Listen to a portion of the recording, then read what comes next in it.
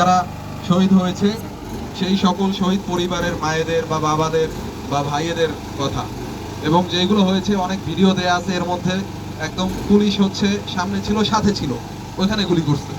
ওর হাতে যাদেরকে গুলি করছে, আবু সাইদকে যখন গুলি করছে, তার হাতে কিন্তু শুধু একটা লাঠি ছিল, সে এইভাবে হাত উঠায় দাঁড়ায় ছিল। তাকে কিন্তু পুলিশ হত্যার উদ্দেশ্যে গুলি করে মেরে ফেলাইছে। এবং এটা কিন্তু শুধু পুলিশ করে নাই, পুলিশ হচ্ছে সরকারের কথায় চলে। এর নির্দেশদাতা ছিল হচ্ছে শেখ হাসিনা, যে স্বৈরাচারী সরকার এত বছর ধরে বাংলাদেশে তার যে দখলদারিত্ব কায়েম করে রেখেছিল।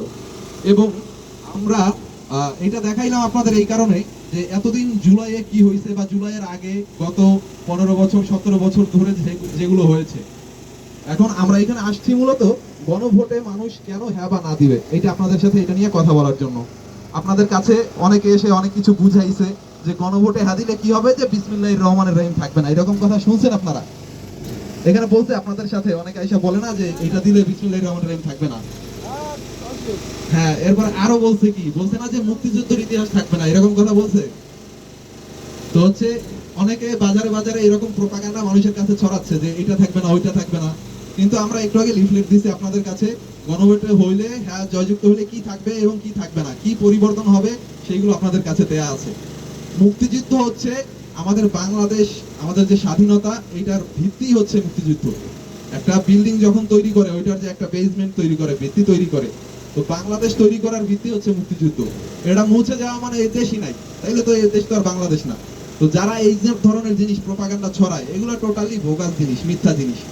এরপরে বলে যে বিসমিল্লাহির রহমানির রহিম থাকবে না, অনেকে বলে কি আবার যে ওই রাজাকাররা ক্ষমতায় চলে আসবে, বিসমিল্লাহির রহমানির রহিম থাকবে না।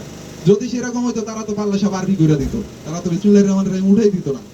তো সেই রকম কোনো জিনিসও এর মধ্যে নাই। এইখানে কি বলা হয়েছে যে এইখানে যদি হ্যাঁ ভোট জয়যুক্ত হয়, যে কেউ চাইলেই সংবিধান পরিবর্তন করতে পারবে না। সংবিধান মানে কি, যে এর মধ্যে আছে তত্ত্বাবধায়ক সরকার ব্যবস্থা। আপনারা আগে দেখছেন যে নির্বাচনের সময় একটা নিরপেক্ষ সরকার থাকে, যে হচ্ছে নির্বাচন পরিচালনা করে যাতে কারচুপি না হয়।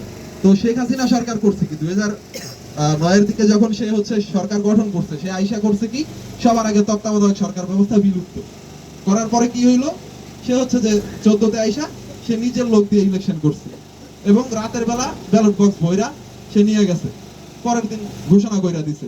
এবং অন্যান্য বড় বৃহৎ রাজনৈতিক দলগুলো সেই নির্বাচন বয়কট করছে। এরপরে সে 18তে সেম কাজ করছে, 24-এ আইসা আবারও, 23-এ আইসা আবারও সেম কাজ করছে। এইভাবে সে তার ক্ষমতা বজায় রাখছে। এখন আমরা কি চাই যে তত্ত্বাবধায়ক সরকার ব্যবস্থা থাকবে না, আবার পরবর্তীতে যে আমরা এত 1,500 মানুষের জীবনের পরে আমরা যে হচ্ছে সুযোগ পাইছি, এই সময় হচ্ছে যে আবার পরবর্তীতে নির্বাচন হবে, আবার কোন সরকার আসবে, সে আবার নিজের মতো করে নির্বাচন পরিচালনা করবে, এটা কি আমরা চাই? না চাইলে আমাকে কি লাগবে, তত্ত্বাবধায়ক সরকার ব্যবস্থা লাগবে।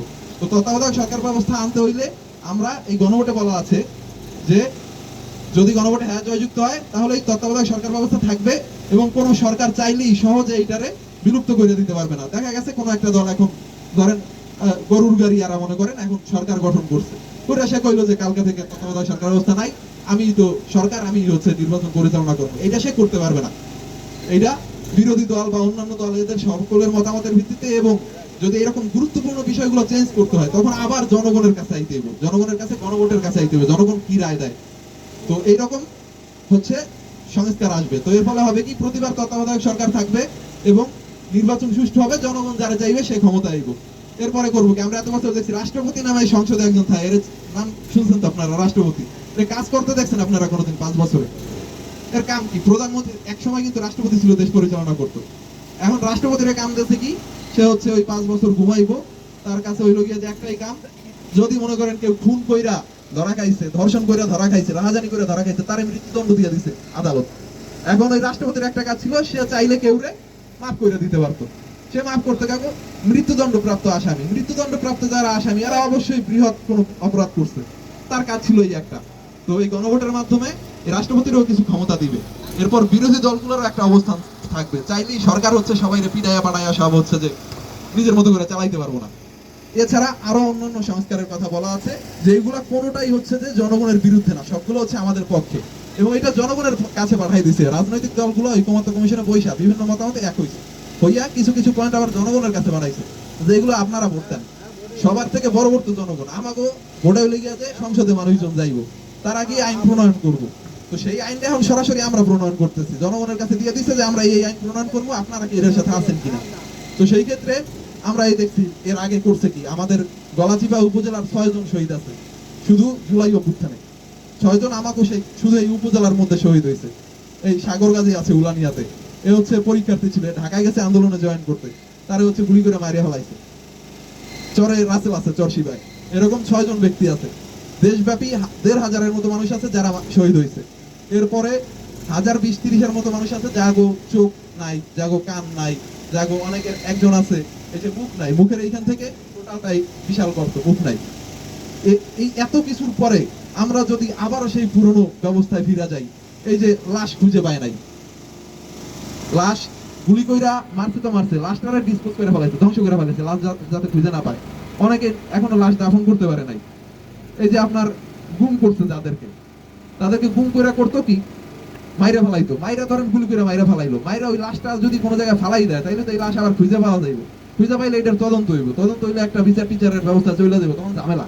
তো তখন তারা করতো কি, একটা ট্রলারে কইরা বড় বড় নদীতে চলে যাইতো, বুড়িগঙ্গা, যমুনা, এইসব নদীতে যাইয়া ওই জায়গায় গুলি করতো, গুলি কইরা লাশটার নদীতে ফেলাই দিত। এখন নদীতে যদি লাশ ফেলায় 2-3 দিন পর পচে ভাইসা যায়। তো সেই ক্ষেত্রে তারা করতে গিয়ে লাশটার পেটটা চিরে ফেলাইতো, পেটটা চিরে ফেলাইলে ওই লাশটা আর ভাসে না, তারা পেটটা চিরা সাথে হচ্ছে সিগল দিয়া সিমেন্টের বস্তা বাইন্ধা দিত, সিমেন্টের বস্তা বাইন্ধা দিলে ওইটা পানির নিচে গিয়া জমা থাকতো এবং ওই লাশ একদম কঙ্কাল সহ নদীর নিচে, সাগরের নিচে পড়ে রয়েছে। অনেক হাজার হাজার গুম হয়েছে, এই মানুষগুলোর এখনো খুঁজে পায় নাই। অনেকে, অনেক পরিবার আছে এখন, ওই যে মায়ের ডাক নামে একটা সংগঠন আছে, এরা এই যে যারা গুম হয়েছে তাদেরকে খোঁজার ব্যাপারে কাজ করে। এরকম অনেকের বাবা আছে, অনেকের সন্তান আছে, এগুলো খুঁজে পায় নাই। এরা মাইরা ফালাইছে, এগুলো একটু দাফন করবে, এগুলো একটু দোয়া করবে, কবর জিয়ারত করবে, সুযোগ নাই, লাশ ওই লাশই পায় নাই। এইগুলো করছে কি শেখ হাসিনা, এই যে সিস্টেমটারে চেঞ্জ কইরা, সেই সিস্টেমটা চেঞ্জ করে নিজের মতো চালাইছে। এখন আমরা চাই এই সিস্টেমটা যাতে জনগণের পক্ষে থাকে, জনগণরা যাতে এইভাবে মারতে না পারে। রাইতের বেলা আইয়া টকটক করতো, মুক্তিযুদ্ধের সময় হইতো কি, রাইতের বেলা আইয়া টকটক করতো যে ঘরে মুক্তিযোদ্ধা আছে কিনা বা পুরুষ আছে কিনা, ধরে নিয়ে মাইরা ফেলাইতো।